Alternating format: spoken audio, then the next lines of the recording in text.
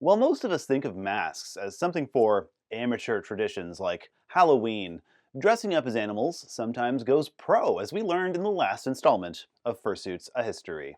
Animal costumes amazed and astounded audience members from the stage, but as technology improved, these stage performances quickly got outpaced by the market's newest medium for acting, film. As the technology developed and became mainstream in the 1920s and 30s, all sorts of attempts were made to merge man and animal. In today's chapter of Fursuit History, we will be looking at movie makeup. From the island of Dr. Moreau to the island of Lost Souls, human-animal mashups would build on the theatrical works as well as tying in the imaginative worlds of fantasy, science fiction, and horror.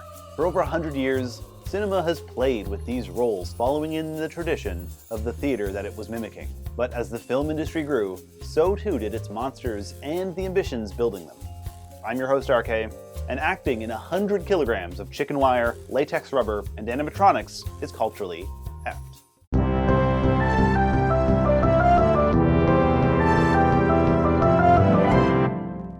The Cowardly Lion costume in 1939's The Wizard of Oz was worn by actor Burt Lahr. Designed by Gilbert Adrian, the costume was originally constructed from actual African lion skins, truly harkening back to the skin parts of the pantomime era. Lahr's son would remark that the lion suit was very interesting. It was a real lion skin and it weighed 60 pounds. My dad had to be in it all day. He couldn't eat because of the way the mask was, so he had to eat his lunch through a straw. The costume exchanged hands several times throughout the years until preservation efforts were made by a taxidermist in 1985 using human hair instead of animal fur. This costume has been kept preserved and eventually would sell at auction for $3.1 million. The Cowardly Lion is essentially the same as a skin part that we talked about in the last episode, but with a foam rubber face prosthetic. Before this, animal costumes had no means to show facial expressions or move in time with the actor's voice. Modern fursuits often have movable jaws fitted to the wearer's face for this very purpose. The Wolfman in the 1940 film was played by Lon Chaney Jr., son of industry standard setter in makeup and prosthetics. It was designed by a new industry leader, Jack Pierce, using yak fur. Pierce would bring to life many iconic movie monsters we still recognize today, including Frankenstein and the Mummy and 1962's Beauty and the Beast. He worked on a huge number of sci-fi and horror makeups from all over B-moviedom. Non-human characters are interesting because there's certainly value to animals that are supposed to be animals. But there's an enormous special value to animals that are supposed to represent people, but not super literally, but metaphorically. They're characters, but you can focus on the character more than you could if it's a human. My name is Dov Jacobson.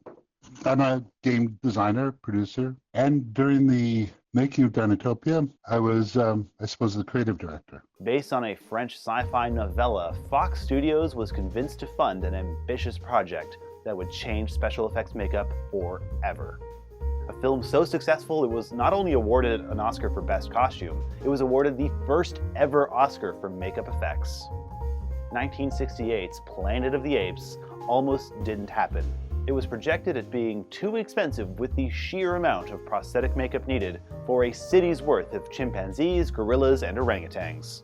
It was also a struggle to find actors willing to put up with the time-consuming makeup process each film day. The main cast had their heads molded for custom-made masks, forged in foam rubber, and carefully applied with spirit gum. They trained every makeup artist on set with application, making it both consistent and as fast as possible. In the end, the makeup would take up about 8% of the film's whole budget. It ended up being a box office success, spawning a series of sequels, 2 TV shows, and 2 reboots. It changed the industry both technically in the prosthetic creation and application of methods, but also setting a new standard of high-end actors in elaborate makeups that we would see later in Star Wars, The Fly, The Island of Dr. Moreau, or even Hellboy. Fandom cosplay starts to shape sci-fi cons even back then. There are examples of going above and beyond to replicate filmic creatures. We will explore the history of cosplay in its own Fursuit History episode coming out soon. In our exploration of animal makeup in the film industry, we mostly examine the genres of sci-fi, fantasy, and horror. Stop motion was the method of choice for creating bizarre, monstrous animals like 1933's King Kong. Kong reigned supreme as the monster to end all monsters. That is until, in the 1940s, a giant dragon lifted itself out of the ocean and charged through Japan, and eventually the world over. Gojira, or the anglicized version, Godzilla. Originally, special effects artist Eiji Tsuburaya wanted Godzilla to be portrayed via stop motion as King Kong had been. But time constraints and lack of stop motion animators forced him to get creative. The result was 100 kilos of chicken wire and latex. Actors found the suit almost impossible to see out of, and prone to rapidly overheating under the hot lights of the stage. Animatronics in later versions of the suits only made it more cumbersome. And yet the costume was a hit with audiences worldwide. The ridiculously heavy suit forced the performer to walk in a way that conveyed the colossal creature's weight in a way stop motion couldn't. As we enter the golden age of cinema, foam rubber was increasingly used to supplement makeup prosthetics, and makeup effects artists would get more daring. Jack Kevin, who worked on The Wizard of Oz, would later make the rubber suit of the Gill Man for the creature from the Black Lagoon, released in 1954 and played by Ben Chapman and Rico Browning. The Gill Man would go on to inspire 2 sequels to the original, a couple of reboots, and more recently, Guillermo del Toro's reimagining of the story in The Shape of Water. Once you have foam rubber costumes, the next leap forward comes from installing mechanisms to make it move on its own. The 1990s Teenage Mutant Ninja Turtles films are a high-profile example, made by the Jim Henson's Creature Shop.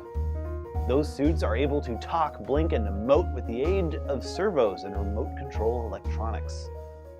His company refined the technology even further with the sitcom Dinosaurs. In computer animation, we have a principle called the Uncanny Valley. It's where the closer you get to a human being, the worse it looks. Up to a point. You have a picture of Fred Flintstone, everybody believes that's a real character. They believe in everything he does because they're not judging the fidelity of the rendering. When you get to a 3D modeled character that's supposed to be realistic, the closer it gets, the more your eye focuses on the ways that it's not real. Because we were designed, we've evolved to identify a sick person or an evil person by little tiny things that are wrong with them. I mean, the closer you get, the more subtle the difference is. Okay, yeah, her skin, looks like a human, and if I saw just a still picture, I almost believe she's a human, but when she moves, everything's right, but not quite right. And that's disturbing. But you don't have that when you don't try that hard to reproduce a human being. You can focus instead on the real character. The character can emerge in a cartoon, and also the same is true of a anthropomorphic animal. For the Underworld films, the lichens were created by building a werewolf mask onto a helmet fitted to the actor. For each werewolf needed to howl, speak, or snarl on camera, the film needed 3 crew members off-screen running the controls for the animatronics inside the costume. This all had to be done in real time, sometimes with a dozen werewolves on stage at once. While the actor had to trust the special effects crew to control the character's face, he or she used body language to convey the emotion. They wore stilts to make their legs look more like wolf legs, which made navigating the set and hitting their marks all the more difficult. Techniques like this push the boundary of how non-human you can make a suit while still fitting a human inside of it. The professional often becomes the personal, however. These days, fursuits can be found with integrated animatronic additions of all sorts. It's not uncommon to find fursuits with articulated faces or even basic animatronics. Of course, not all masks are rubber and paint. Modern filmmaking uses motion capture to put actors into costumes radically different from the human body. This might mean becoming a stretchy cartoon or a hyper-realistic dragon 10 stories tall. To play Smaug, Benedict Cumberbatch wore a motion capture suit and flung himself around a soundstage in New Zealand. Cameras rigged to a headpiece captured his facial expressions as he voiced the character in real time. Sticking Mr. Cumberbatch in a rubber suit and having him flop around the floor would have looked ridiculous. Indeed, it does when you see the unaugmented footage. But secure behind the digital mask, the actor was excused from human social expectations and could throw his whole body completely into the role of a dragon, unencumbered by foam rubber. This technology didn't spring out of nowhere, of course. Before Smaug, there was Draco. Though meticulous review of Sean Connery mugging at the camera, the animators were able to not only base the character's looks on him, but also copy his facial expressions. That sort of responsiveness would have been almost impossible to pull off with a conventional mask. The actor's personality and performance shine through, bringing life to a character who could have easily tumbled into the Uncanny Valley. In the past 30 years, computer graphics have stepped in to take over much of this acting. However, prosthetics are also more detailed, precise, and delicately made than ever before. An artistic industry so massive, it even has its own reality show. These days, you'll likely find a hybrid between prosthetics, animatronics, and CGI effects to create very striking and real-feeling creatures. You can still see prosthetics at furry conventions today, but they played a much larger role at early cons in the 80s and 90s as the materials for elaborate makeups became more accessible. Today, the internet has everything you ever needed to know to make a fully emotive animated face prosthetic and all the accessories you need to create a fully realized character. Of course, over the last 100 years, animal costumes went from worn pelts to a startling array of computer technology and practical effects. Gone are the days where you would wear a dead animal on stage. This is the era when the fursuit stopped being fur. On the next Fursuit History, we will look at the history and innovation brought by the sports mascot, a new kind of public performance and promotion. I have been your host, Arrkay. Thanks for watching. I am Dr. Frankenfurter, as played by Tim Furry. Don't dream it, be it. Be a subscriber to Culturally F. Give yourself over to absolute beauty with our t-shirts for sale at culturallyf.com. Let's do the time warp again and rewatch that episode because it was so excellent. Make sure to hit that little bell. It's a jump to the left of the subscribe button, but then step to the right and hit subscribe also.